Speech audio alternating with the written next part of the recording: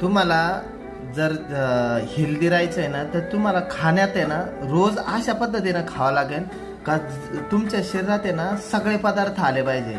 म्हणजे एकाच पदार्थातून तुम्हाला आहे ना कधीच पूर्ण अन्न भेटणार नाही. म्हणजे सगळे पदार्थ भेटणार नाही, व्हिटॅमिन भेटणार नाही, मिनरल भेटणार नाही, सगळं भेटणार नाही.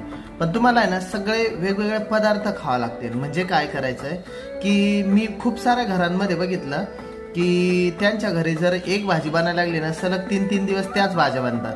तर आपल्याला आहे ना महिन्यातून शेड्यूल ठरावं लागेल, आठवड्याचं शेड्यूल ठरावं लागेल की मला कोणत्या वारी कोणत्या भाज्या खायच्या असतात, काय खायचं.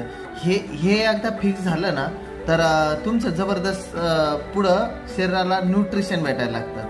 पण तुमचं जर एकाच टाईपचं खाणं असेल ना, तर तुम्हाला त्याच्यातून न्यूट्रिशन नाही जात.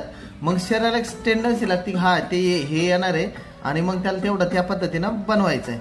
तर इथपर्यंत काम चालतं. तर शरीरात आहे ना काम बनायचं आहे ना, शरीराला चांगल्या गोष्टी बनवायच्या, तर तुम्हाला त्या पद्धतीनं द्यावं लागेल ज्या पद्धतीनं तुमचं शरीर काम करत आहे, नाही तर काम करणार